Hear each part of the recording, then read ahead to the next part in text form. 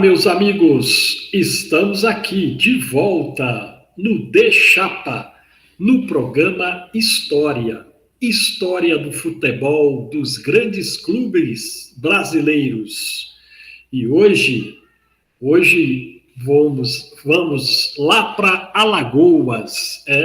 Alagoas também tem futebol. Afinal de contas, o Brasil inteiro tem futebol, não é?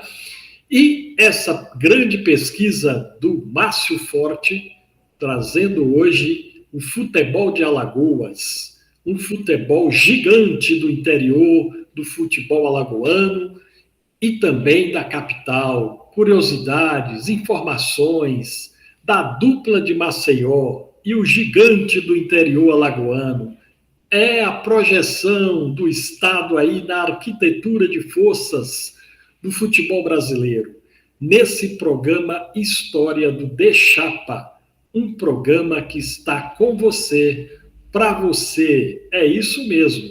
Então vamos movimentar a história novamente, lembrando que o programa História do canal De Chapa tem o patrocínio, a parcerias, né? Parcerias do futebol e geopolítica, plataforma multipolar e editora D3 Educacional. É isso mesmo.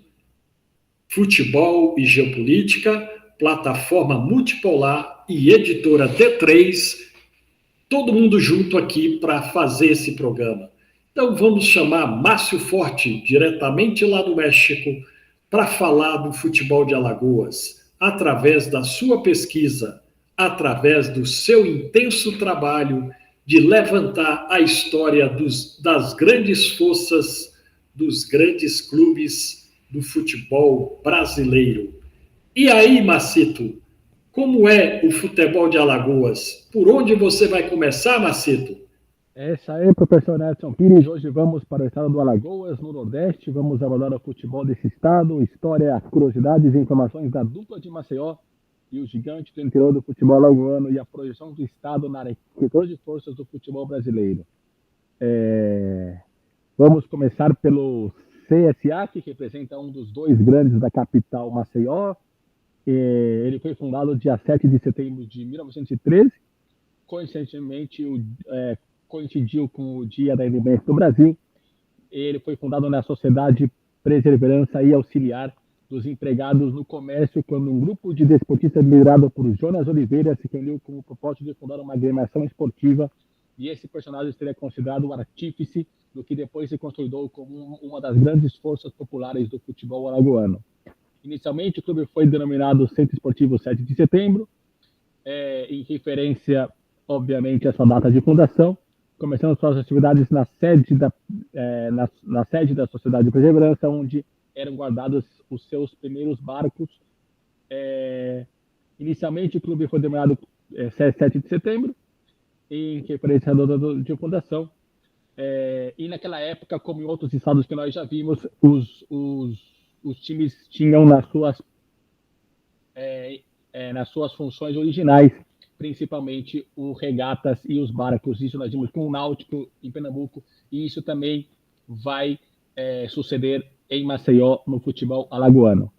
Nesse local, uma academia de atletas se formou, pois o clube contava com uma equipe também de lutadores de boxe, luta greco-romana, levante de peso, lançamento dardo, disco, esgrima, entre outras atividades esportivas. Como nós podemos ver, era um grupo que abarcava um conjunto de esportes, não era apenas o futebol, que se popularizou com o tempo, mas também uma série de outras ramas esportivas que iam além, inclusive, do remo e das regatas, que foi o berço de grandes clubes esportivos no Brasil.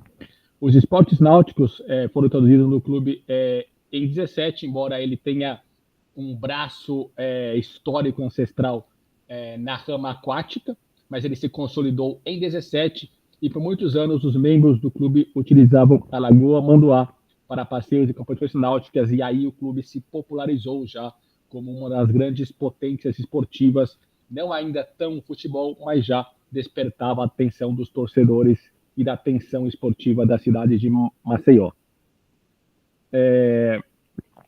Jonas Oliveira, um dos principais articuladores da fundação do CSA, que nós temos a imagem desse artífice institucional, é considerado o pai ideológico do Centro Esportivo Alagoano. A trajetória histórica, vamos abordar aqui a trajetória mais de centenária dessa agremiação esportiva alagoana. Em 1915 aconteceu a primeira modificação do clube de Centro Esportivo 7 de Setembro, passou a ser Centro Esportivo Floriano Peixoto, em homenagem a Floriano Peixoto, atleta alagoano de destaque nacional. E torcedores azulinos propuseram em Assembleia Geral a mudança do nome do clube e a proposta acabou sendo aceita. Ou seja, um clube que mudou de nome em algumas ocasiões ao longo da história, como outros clubes que nós já vimos em outros programas, como, por exemplo, o Ceará, no Ceará, o Paraná Clube em Curitiba e outras agremiações. Definitivamente, em 3 de abril de 2018, o time mudou mais uma vez a sua razão social, sendo batizado em Assembleia Geral com o nome atual, que de imediato passou a ser identificado com o povo alagoano. Então, para uma razão de aglutinação social e popular, o clube passou a se chamar Centro Esportivo Alagoano, e para que ele pudesse consolidar-se como o clube do povo do estado.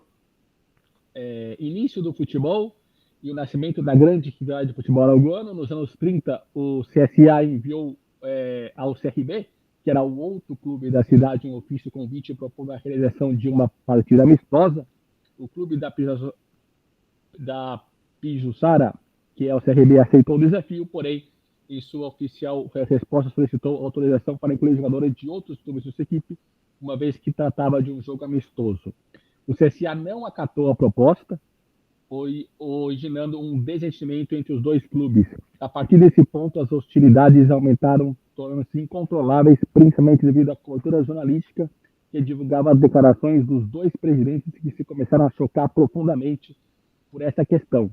O jornal Correio da Tarde, por exemplo, publicava as declarações de Osório Gato, presidente do CSA, enquanto o jornal de Alagoas publicava as respostas de Ismael Acioli, presidente do CRB. Ou seja, esses dois principais veículos comunicativos e esportivos da cidade, cada um difundia a retórica, o discurso de uma das duas agremiações. Dessa forma, um simples convite para um jogo amistoso evoluiu para um conflito pessoal, e isso é a raiz da grande rivalidade que se consolidaria ao longo do século entre CSA e CRB, as duas grandes potências esportivas do estado, que dividem a atenção na capital Maceió. Essa confusão gerou uma briga entre os presidentes, como nós vamos ver agora. Após tomar conhecimento, por meio de uma das crônicas, de uma ofensa direta proferida pelo presidente do CSA, Ismael Acioli se sentiu ofendido e decidiu abordá-lo pessoalmente.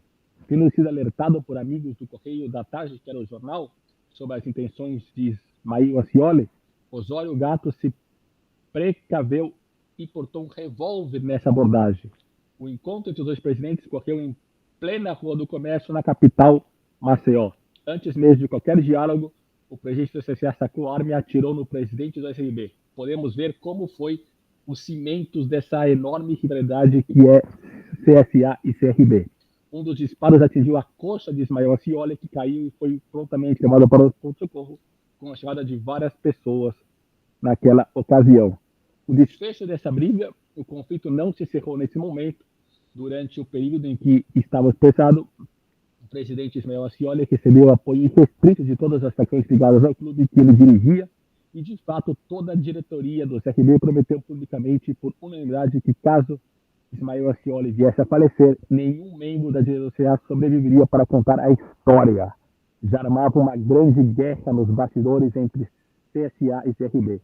Ismael Acioli se recuperou gradualmente, superou o perigo e retomou a sua vida normal, embora com uma limitação ligeira na perna e carregando consigo a bala que o atingiu.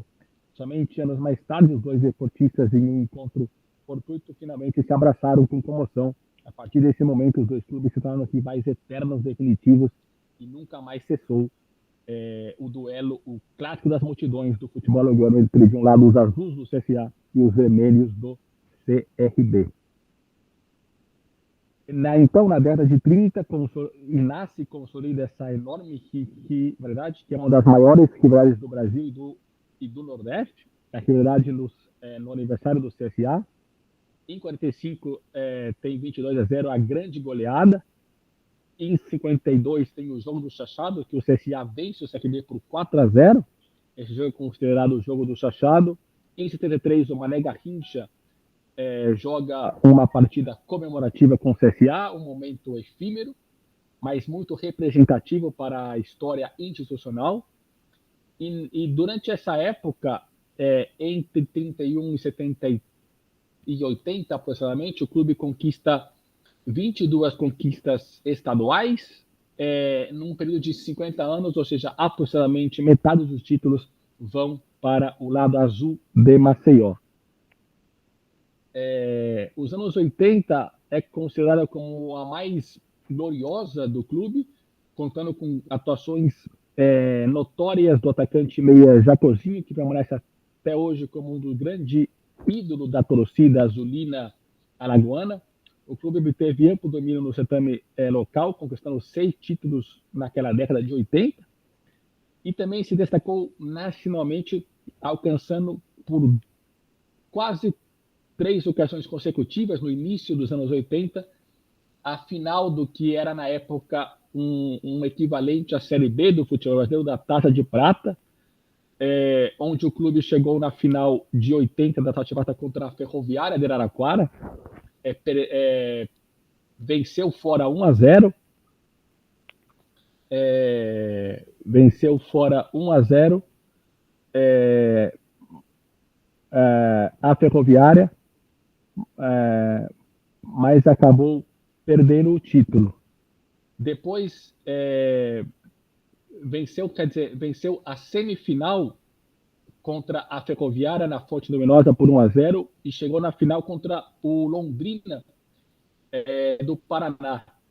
Na ida, o CSA empatou 1-1, 25 mil pessoas aproximadamente no estádio Rei Pelé, mas na volta o Londrina acabou vencendo por 4-0 a equipe alagoana e o CSA ficou no vice-campeonato. 2 anos depois, o CSA volta na final da Série B do futebol brasileiro contra o Campo Grande do Rio de Janeiro, que é o histórico rival do Bangu. Pouca gente sabe disso. O CSA venceu o jogo primeiro no Rei Pelé com quase 17 mil pessoas por 4-3, o jogo elétrico. Depois, a vitória do Campo Grande 2-1 no Rio de Janeiro, no estádio Ítalo del Cima, por 2-1, forçou o terceiro jogo, que foi também no Rio de Janeiro, e o Campo Grande venceria por 3-0, colocando o CSA novamente como segundo colocado da Taça de Prata. Em 83, a final foi contra o Juventus da Moca. O CSA vence o jogo primeiro da final 3-1 no Rei Pelé, com quase 15 mil almas. E na volta em São Paulo, no Parque São Jorge, a Rua Javari não tinha as capacidades para albergar essa grande final. E com quase 3 mil, o Juventus venceu por 3-0. E o CSA, mais uma vez, abocanhou o vice-campeonato da Taça Brasil de Prata. Ou seja, Londrina, Campo Grande e Juventus são os algozes, embora o clube tivesse uma significativa projeção nacional, chegando na final da Taça de Prata, o que equivalia à Série B do futebol brasileiro. Aqui nós temos o clube naquela época dos anos 80, que foi a época mais dourada que o clube teve essa projeção nacional, o Centro Esportivo Alagoano, que é considerado o time da guerra. Nós temos aqui Jota, Paulinho, Dick, Zé Luiz, Den, Alberto Gilmar, um dos principais jogadores da instituição. Dentinho também se destacou. Tricampeão alagoano no início da década de 80, 81, 82. Aqui temos o pôster da revista Placar, muito tradicional, histórico. Os pôsteres da Placar. Nos anos 90, o clube tem uma decadência institucional. No início daquela década de 90, em 92, ele é rebaixado para a Série C, conquista o campeonato alagoano em 94 e também tem um certo campeonato entre 96 e 99. E o clube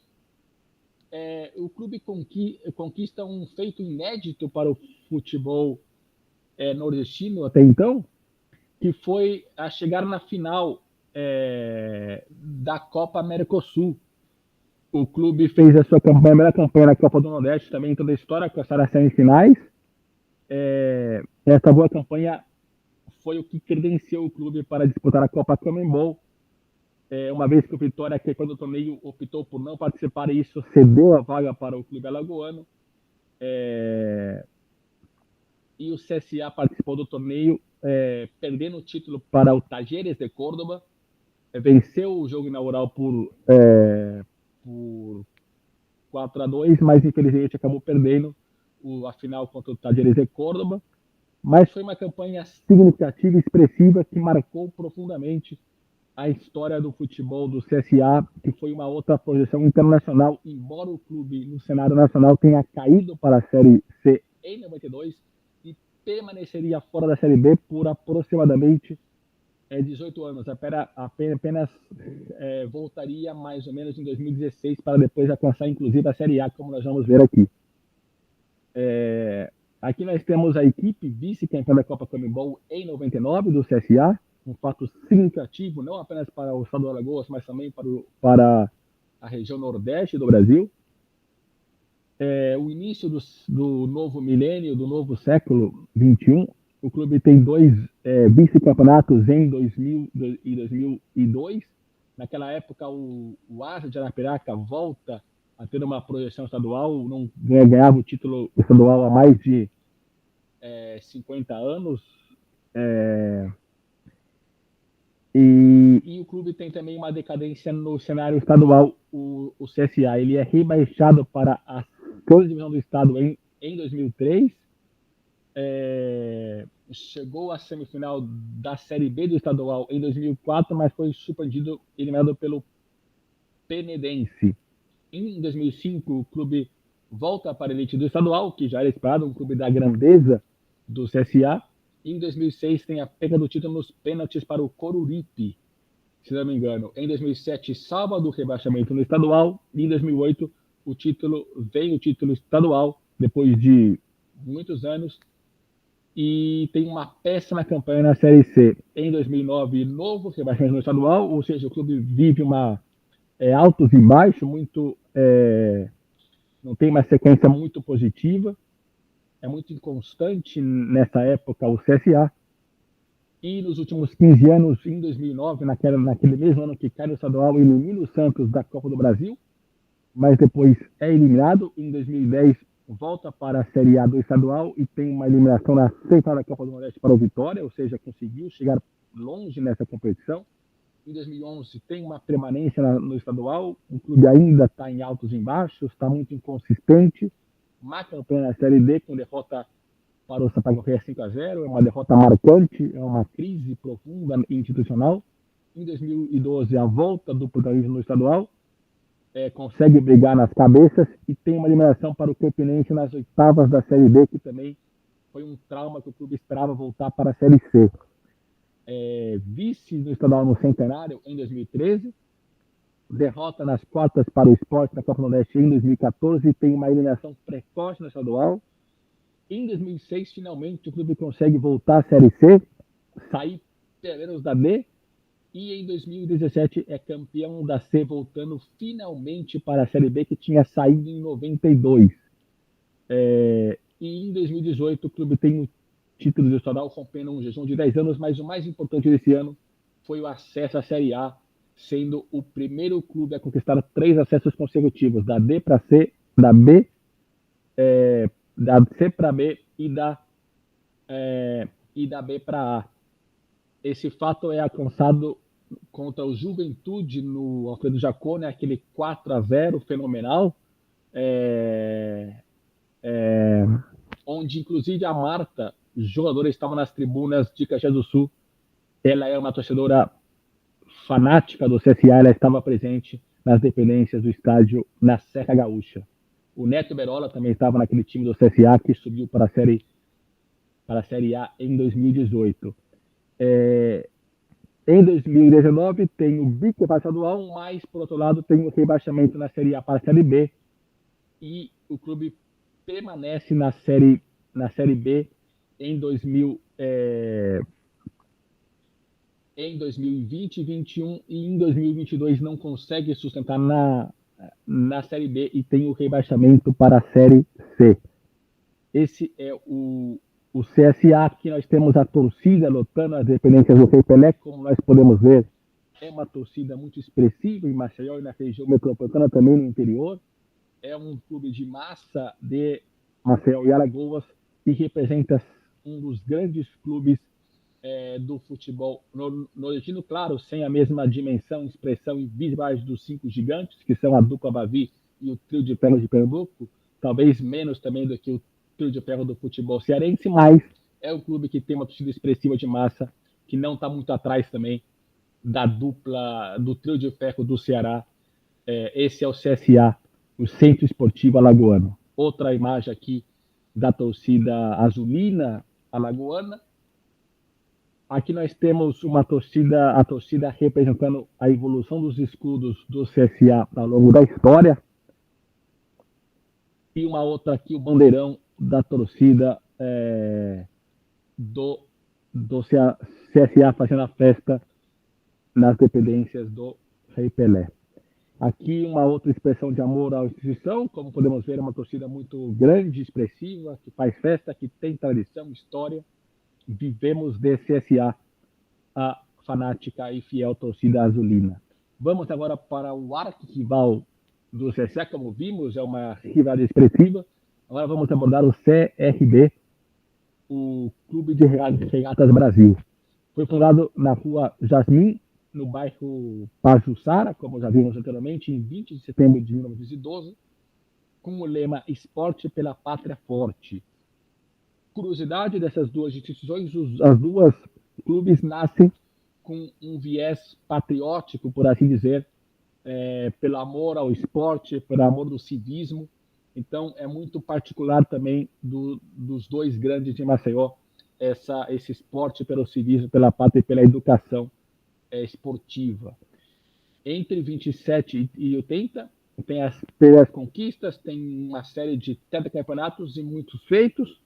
Além de Lafayette, Pacheco e Antônio Viana, assinaram a ata de fundação alguns esportistas, como, por exemplo, Albuquerque, Valdomiro, Duarte, Julião, Bahia e Souza, foram os artífices da fundação dessa instituição. E os primeiros passos do clube foram dados na regata, como já fizemos anteriormente. Era muito comum nas grandes cidades costeiras nordestinas os clubes derem os seus primeiros passos nas vias aquáticas. E aderiu ao futebol apenas em 16. Os primeiros times de futebol do CRB contaram com Zagallo, com Arnaldo Zagallo, pai do tetracampeão mundial, e o time ainda contava com um alemão extremamente habilidoso chamado Peter, e além de Lauro Bahia e os irmãos Godin. Ou seja, o clube tem nos seus pioneiros o pai do Zagallo, que deu para o Brasil 4 títulos mundiais. Ele é um alagoano, embora tenha criado no Rio de Janeiro, mas ele é de raiz alagoana. A família Zagallo. Aqui nós temos o Lafayette Pacheco, um dos fundadores do Clube de Regatas Brasil, um dos principais articuladores do que se converteria ao longo do século essa grande instituição do futebol alagoano e também nordestino, por assim dizer. Aqui nós temos a imagem do final da década de 20 do CRB. Vamos voltar para ver a camisa tradicional com aquela faixa naquela faixa horizontal que assemelha um pouquinho a do Boca Juniors de Argentina. Aqui nós temos um estatuto do clube nos seus primórdios, nas suas origens, CRB, Clube de Regatas Brasil, muito significativa e característica essa indumentária clássica e icônica do CRB. Poucos clubes no Brasil têm uma indumentária com essa faixa horizontal. Isso dá um toque de identidade para essa instituição. Vamos ver aqui, ao longo da trajetória histórica, a evolução histórica, é o primeiro clube a conquistar o título de futebol alagoano, conquistado em 27, ano da criação do primeiro campeonato alagoano. Entre 37 e 40 tem um tetracampeonato. Aí ele já começa a disputar como uma das principais potências futebolistas do estado. Em 39 é considerado para os torcedores vermelhos de Alagoas, a maior vitória no Clássico Alagoano, em 19, que foi conhecida como Jogo de Sofia, quando o CRB venceu o rival por 6-0. Diz a história que o jogador Arlindo, um dos desfalques do CRB na partida, era adepto do jogo do bicho e criava uma cabra chamada Sofia. De vez em quando, ele cantava uma modinha com todos os bichos do jogo e, ao chegar na cabra, ele dava uma paradinha e relembrava o jogo. Isso ficou popularizado na época e este jogo ficou conhecido como o Jogo da Sofia, mesmo ainda não estando na final, mas ele era uma das principais atrações do quadro vermelho da capital de Alagoas. Entre 50 e 61 tem um bicampeonato e o título de 61. Em 62 tem uma projeção nacional. O clube vai para a Taça do Brasil por ser o campeão alagoano de 61. Então dá o grande salto a nível nacional. E o clube é o primeiro clube alagoano a ser campeão interestadual, conquistando o torneio José Américo de Almeida, filho de 75, que é uma espécie de uma precursora da Copa do Nordeste, onde nesse torneio a equipe enfrentou equipes da Paraíba e do Rio Grande do Norte, batendo o Botafogo da Paraíba na decisão em pleno estádio Almeidão. Mais tarde, essa conquista entraria em debate se pode ser ou não considerada como uma equivalente a um título da Copa do Nordeste, e o clube está ainda pleiteando com a CBF essa equivalência para que ele possa ser considerado um dos campeões históricos da Copa do Nordeste. É curioso lembrar que o Botafogo da Paraíba, nessa época, o meu pai jogava de goleiro no Botafogo da Paraíba contra o CRB. Entre 76 e 79, o time é tanto campeonato alagoano, o que comprova que na década de 70 o CRB foi a principal força esportiva do estado. Em compensação, nos anos 80 seria o CSE, como nós vimos anteriormente. Aqui nós temos uma espécie de uma representação gráfica daquela conquista de 75, que foi a precursora da Copa do Nordeste, com os clubes... Tem vários clubes aqui de outros estados, mas os principais foram os clubes do Rio Grande do Norte, da Paraíba e de Alagoas. Aqui nós temos o primeiro turno e o segundo turno daquela competição. Botafogo e CRB foram os campeões e fizeram a final, e o CRB acabou conquistando o título contra um dos 4 grandes do futebol paraibano, que é o Botafogo de João Pessoa. Aqui nós temos uma foto da década de 80 do CRB, muito tradicional e icônica, essas duas faixas horizontais. Às vezes é unida, às vezes é separada, mas fazem parte integrante da identidade simbólica institucional do CRB. Aqui uma outra indumentária, já com o distintivo que remete às origens do Remo, náuticas do CRB, Clube de Regatas do Brasil. Isso está inclusive cravado no seu nome. A foto do bicampeonato alagoano entre 86 e 87, o icônico pôster da revista Placar, bicampeão alagoano. Conseguiu já bater de frente com o CSA, que era no início dos anos 80 a potência hegemônica do estado, naquele tricampeonato, nas participações na Taça Brasil.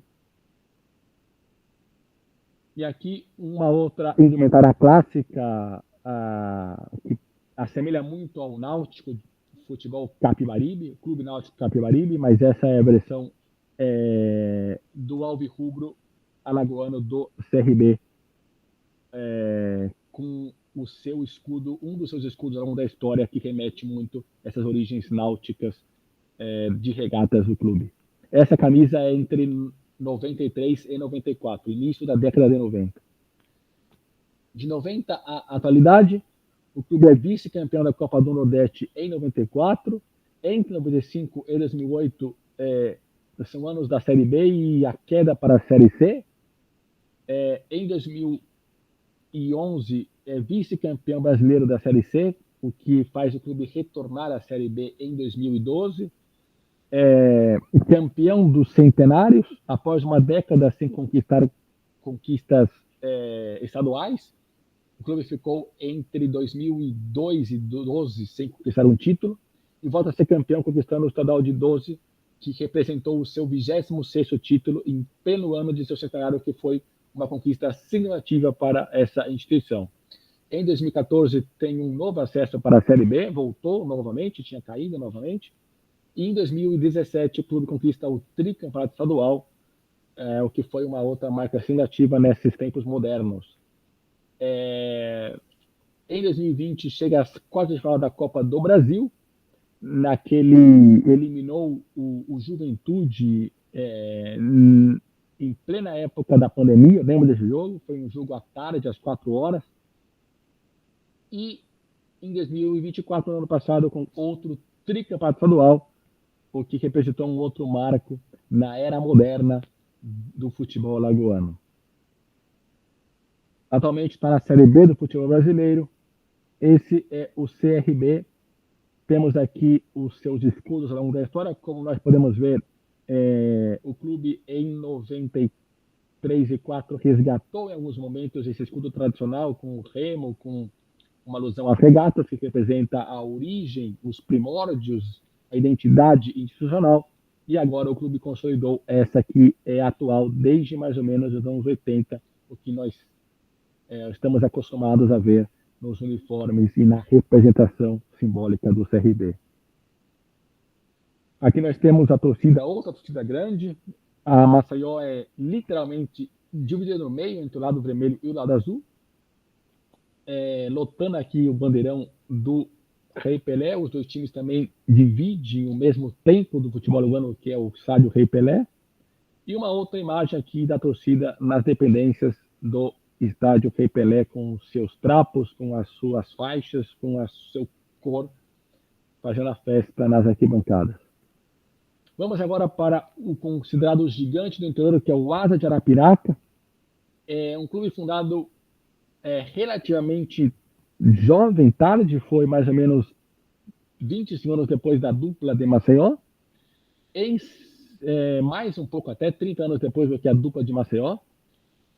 Em 51, a cidade começava a progredir e a empresa Camilo Collier construía a estrada de ferro, exigindo grande mão de obra do povo arapiraquense. Na época, o prefeito de Arapiraca, que era o doutor Coraçaí da Mata Fonseca, decidiu criar uma atração para esses trabalhadores. Nos dias de folga, esses trabalhadores procuravam futebol como forma de lazer e requisitaram aos donos da empresa a criação de um campo de futebol. E o primeiro time formado pelos funcionários foi nomeado Ferroviário, com as cores preto e branco, obviamente em alusão à estrada de ferro que estava construindo. E também isso aconteceu em outros cantos do Brasil, mais cedo, inclusive, como no Ceará, em Fortaleza, com o Ferroviário, em Curitiba, com o atual Paraná Clube, que vem do Britânia e do Ferroviário, que tem essa tradição ferroviária. No Espírito Santo, com a Desportiva Ferroviária. No interior paulista, em Araraquara, com a Ferroviária. Ou seja, isso era muito comum nas décadas entre 14 e 50, precisamente essas grandes construções de estradas de ferro no Brasil, que também acabaram criando instituições esportivas, e o Asa não é a exceção. O ponto de encontro dos arapaquenses nas tardes de domingo passou então a ser o campo da estação. Com a conclusão da estrada de ferro, o Ferroviário foi desativado. Inconformados com o fim do futebol na cidade, empresários e autoridades reuniram-se e, em 25 de setembro, a Associação Esportiva de Arapiraca era fundada, tendo como primeiro presidente o senhor Antônio Pereira Rocha. Em 53, o Asa participava pela primeira vez do Campeonato Alagoano e foi campeão, ou seja, o clube nasceu para ficar. Isso foi um marco profundo, que o clube nasceu campeão e os fundadores nunca quiseram que ele fosse desativado. O Campeonato Alagoano era dividido em dois grupos naquela época, o grupo da capital e o grupo do interior, e o Asa bravamente foi campeão do interior, e em decisões duríssimas contra o CSE de Palmeira dos Índios, iniciando uma forte rivalidade que dura até hoje, que é considerado no estado de Alagoas o clássico do interior. Em 73, Mané Garrincha jogou por quase 90 minutos com a camisa do Asa. Ele já tinha jogado também com o CSA, correu, driblou, mas não fez gol, e o Alvinegro venceu o CSA por 1-0. Ele só saiu de campo para ajudar a vitória do Asa. O gol do Alvinegro saiu dos pés de Cambota aos 32 do segundo tempo. Em 77, o Asa passa a se chamar Agremiação Esportiva Arapiaquense, que é o nome que ainda perdura nessa instituição. Nos últimos 40 anos, o clube homenageou em 82 a cultura fumagueira da cidade. Nesse ano, em 82, a cidade, como era conhecida como a capital brasileira do fumo, algo que fez que o clube incluísse no seu uniforme a cor verde.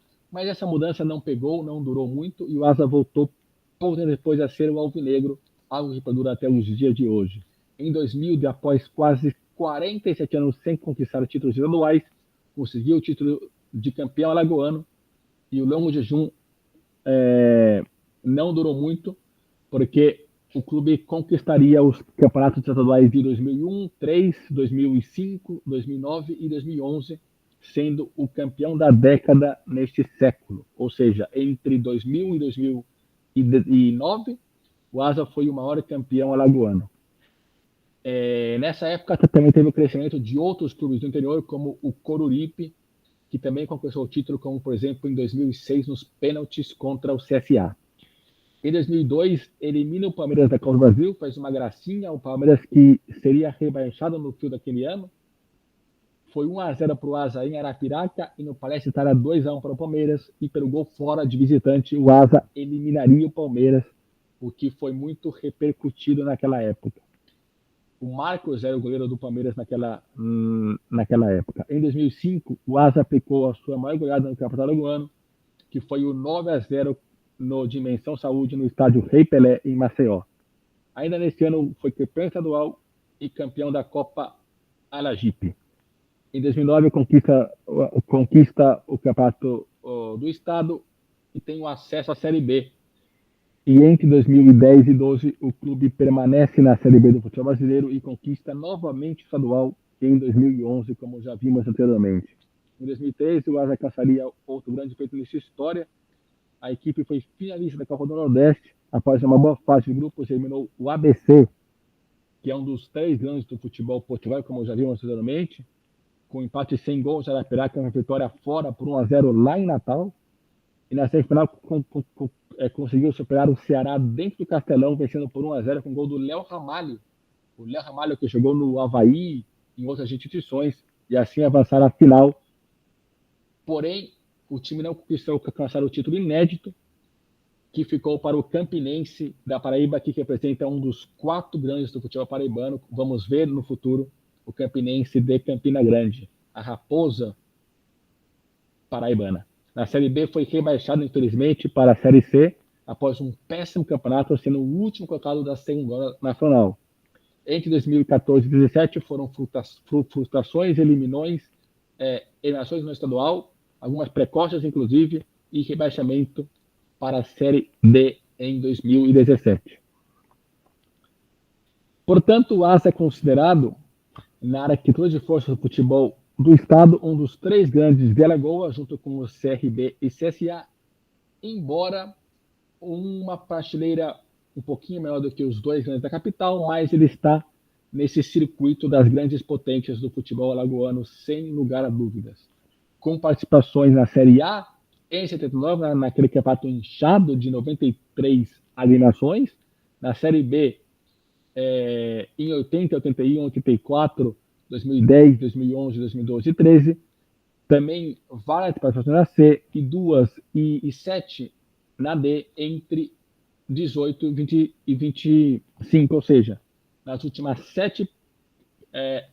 últimos 7 anos, o clube ainda não conseguiu retornar para a Série C do futebol brasileiro. Também participou da Copa João Avelange de 2000, que foi aquele campeonato unificado em módulos diferentes, e tem vice-campeonato da Série C em 2009 e, como nós já falamos, o vice da Copa do Nordeste 2013, perdendo para o Campinense da Paraíba.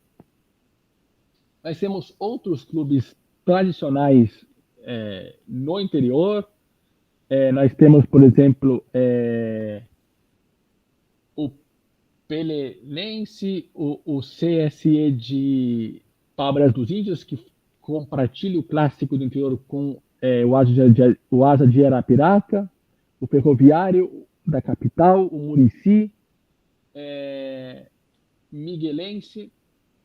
Essas são as principais instituições. O lado esquerdo são os clubes mais tradicionais e os clubes à direita um pouquinho mais jovens. Tanto o Coruripe como o Miguelense são instituições criadas mais recentemente, desde os anos 90, principalmente. As outras são muito mais tradicionais, mais antigas, por assim dizer. Aqui nós temos a grande força do futebol nordestino. Como nós podemos observar, os grandes clubes do futebol alagoano, principalmente a dupla da capital, CSA e CRB, eles estão na mesma prateleira do que os 4 grandes da Paraíba, do que os 3 grandes do futebol maranhense, e talvez, inclusive, dos 3 grandes do futebol piauiense e os 2 grandes do futebol sergipano, que são da capital, porque também tem o Itabaiana, mas principalmente o Sergipe e o Confiança. Essa é a prateleira do futebol nordestino, do futebol alagoano, melhor dizendo, na arquitetura de forças do futebol brasileiro. Esses clubes podem fazer, sem lugar a dúvidas, uma grande competição na Copa do Nordeste, o que alavancaria significativamente a força do futebol alagoano na conjuntura futebolística, tanto do Nordeste como do Brasil. Aqui nós temos as participações na elite. O CSA tem 19 na Série A, CRB 11, Capelense tem 2 e o Asa tem apenas uma naquela competição muito cheia de clubes em 79. Vamos para os títulos estaduais. O CSA tem 40, o CRB tem 35, ou seja, muito equilibrado entre os 2 grandes da capital, 40 e 35, é muito dividido. A torcida da capital é praticamente empatada, metade do lado vermelho, metade do lado azul. O Asa é o gigante do interior com 7 conquistas. O Coruripe conseguiu igualar ao Capelense, que é muito mais tradicional, histórico. E os outros clubes estão 2 ou com 1 conquistas aqui nesse reparto dos títulos. Essa é a apresentação sobre o futebol alagoano, principalmente em relação aos 2 grandes da capital e ao gigante do interior.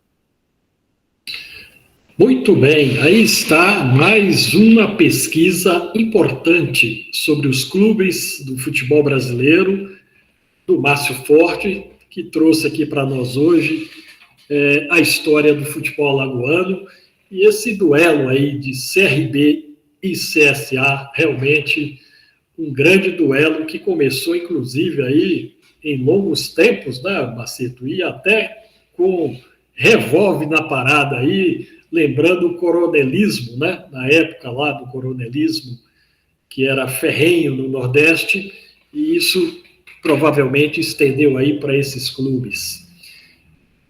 Posto isso, uma questão que eu vou chamar aqui inicialmente, Maceto, é a questão atual, né? A história é interessante dos 2 clubes da capital e também do Arapiraca, como você bem trouxe, mas atualmente esse futebol está mais concentrado aí, talvez no CRB, né? Que disputa aí a Série B com quase classificação o ano passado, esse ano novamente está aí disputando, venceu Criciúma por 1-0 no último jogo aí no fim de semana, né, ontem, né, e temos o outro lado, né, que também está aí na Copa do Brasil, né, embora esteja na Série C, e aí vem uma pergunta, né, o que está acontecendo? O CRB vai enfrentar o Santos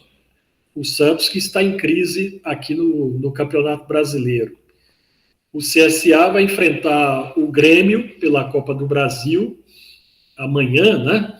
Também o Grêmio em crise aí com a situação do Campeonato Brasileiro. O que está acontecendo agora, né? Esses times estão mesmo evoluindo ou os grandes clubes brasileiros é que estão decaindo?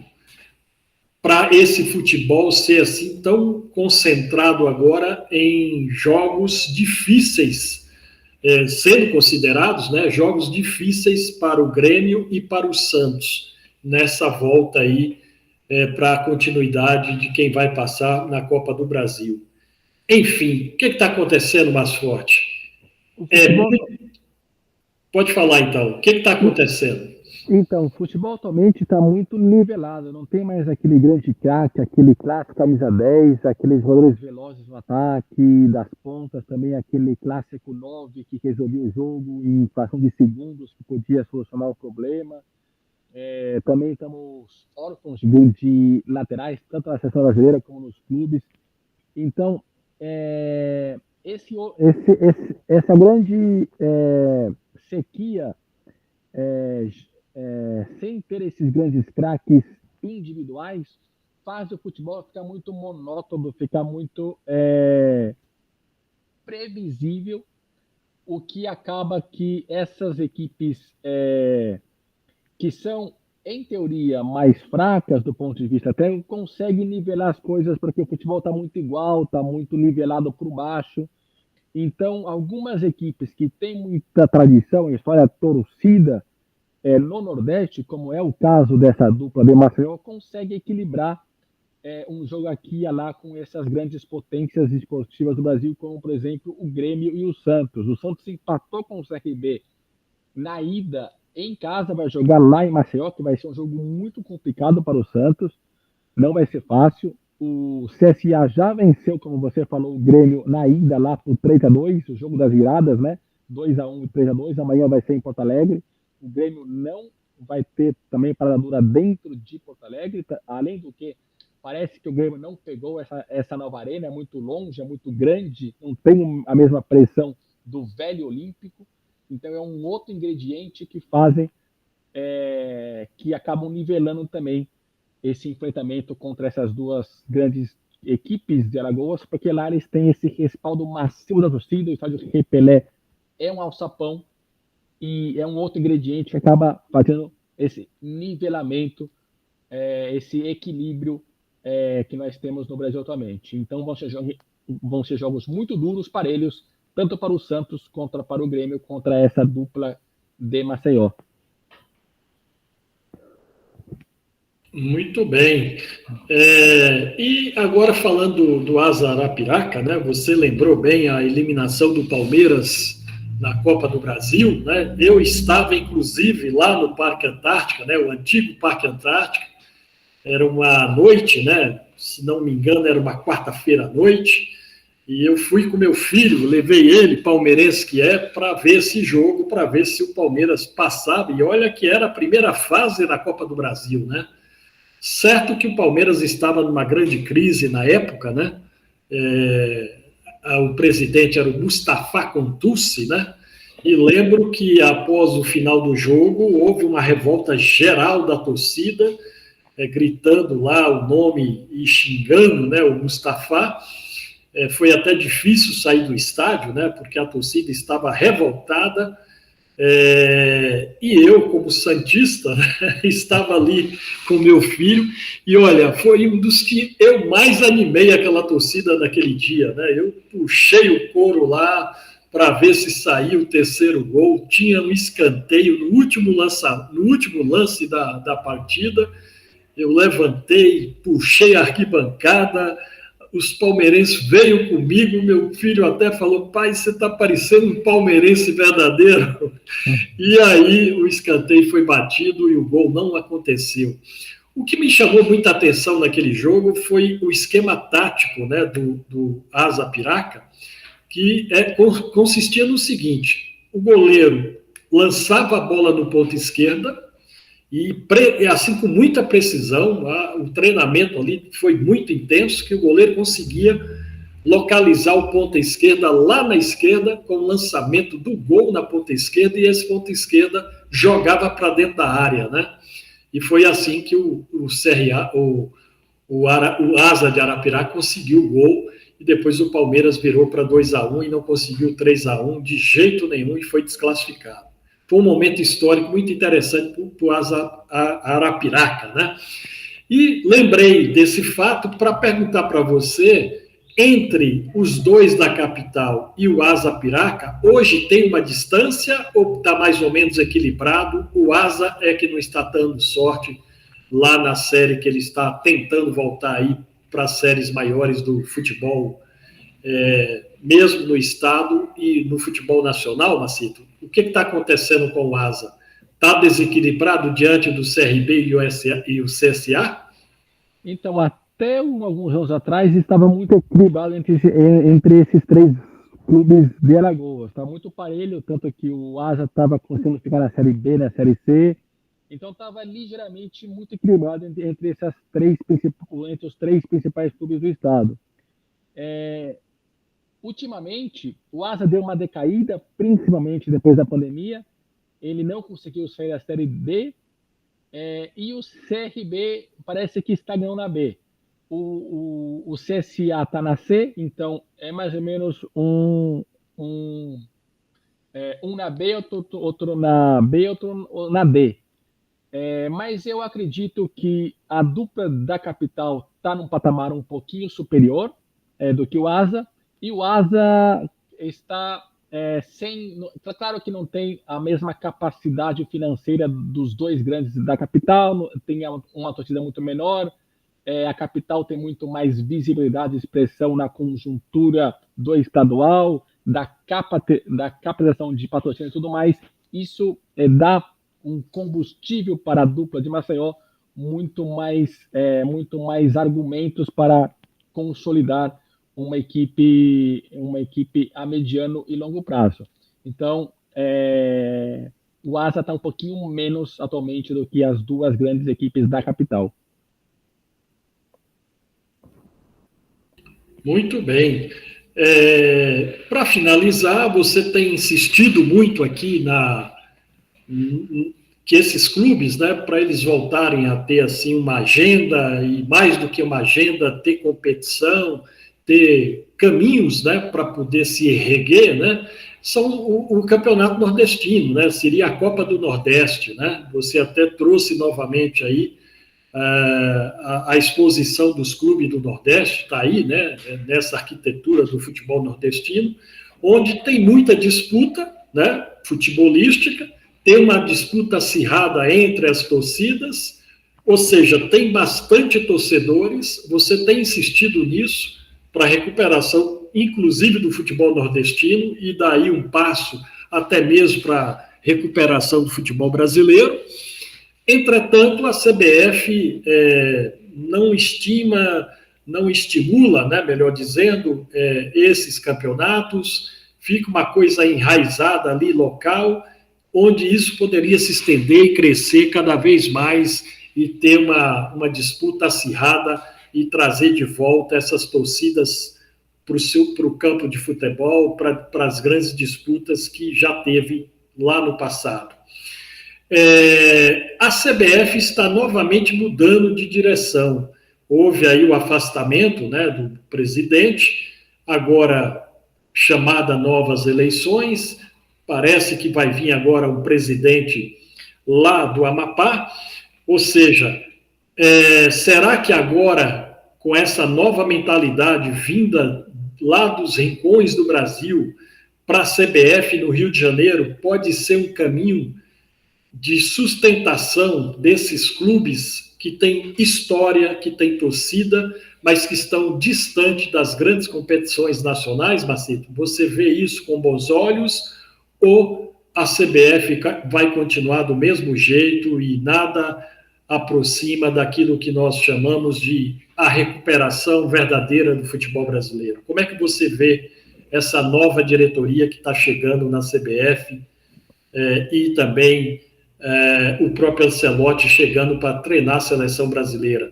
Isso tende a retomar a nacionalidade do futebol brasileiro ou você vê mais uma peça de teatro novamente na CBF, nada muda e nada mudará por enquanto no futebol brasileiro? Como é que você está vendo isso, Macito? Bom, sinceramente, infelizmente, essa mudança estrutural que está acontecendo na CBF, que é a principal entidade que gera o futebol brasileiro, não vai não vai ser manifestada dessas grandes modificações para que nós pudéssemos resgatar a essência futebolística brasileira, como, por exemplo, consolidar os 5 históricos e grandes regionais, que seria muito proveitoso e benéfico para essas instituições medianas que têm grande torcida nas suas capitais, como várias que nós estamos apresentando aqui ao longo desse programa, passando pelas capitais brasileiras, que seria algo primordial para que elas pudessem ter um oxigênio financeiro, para que elas pudessem recuperar a mediano e longo prazo, e aí reestruturar o grande celeiro de craques do Brasil, que sempre foi o interior e também as capitais que ganhavam, trazendo esses jogadores dos grandes celeiros de craques do Brasil, que é, por exemplo, o interior paulista, o sertão pernambucano, o sertão paraibano. Quantos jogadores já saíram desses campos do Brasil profundo, por assim dizer? Então, esse teatro que nós estamos vendo na elite, no Olimpo do futebol brasileiro, infelizmente, não vai trazer, porque esses novos personagens também não têm essa dimensão institucional do Brasil profundo, do futebol brasileiro, da essência futebolística brasileira. Então, infelizmente, nós vamos demorar ainda muito tempo para que nós tenhamos a recuperação profunda do futebol brasileiro, a recuperação do 10 clássico, que faz o Brasil estar órfão também, além de laterais e de 9 clássicos, do 10 clássico. Talvez o último grande 10 foi o Alex do Palmeiras, do Cruzeiro, do Fenerbahçe, do Coritiba. Teve uma passagem ligeira pelo Flamengo. O último 9 talvez tenha sido, os 4 últimos 9 foi o Adriano Imperador, o Washington, o Luiz Fabiano e o Fred. Depois o Brasil não teve um 9 clássico, e nas laterais o Brasil até hoje está órfão do Cafu e do Roberto Carlos. Então, infelizmente, esse é o cenário. O Ancelotti está aí, está chegando. Vamos ver o que ele vai poder fazer. Não é o salvador da pátria, longe disso. Não sei se ele tem o conhecimento profundo do que é o futebol brasileiro. É um técnico altamente vitorioso, ninguém duvida disso. Conquistou as 5 principais ligas do futebol europeu, mas ainda tem que provar, porque a seleção brasileira não é muito maior do que qualquer instituição do futebol europeu. O Brasil é 5 vezes campeão do mundo, é celeiro de craques. Então, dirigir com a pressão que tem a seleção brasileira, ainda o Ancelotti tem que provar. Vamos ver o que vai ser, mas das cabecilhas da CBF, eu ainda duvido muito que eles vão ter essa dimensão para revolucionar e resgatar a essência futebolística do Brasil, que entregou tantos títulos, tantas glórias e tantos jogadores legionários ao longo de um século glorioso que foi o século XX para o Brasil. Infelizmente, eu acho que é por aí mesmo, Macito. Mais uma vez, é um ensaio, né? Um balão de ensaio, e para mudar de fato, eu acho que isso é muito maior, né? Isso passa até mesmo pela própria política nacional, enfim, são grandes percursos a percorrer ainda para poder fazer essa transformação de fato que o futebol brasileiro necessita, né?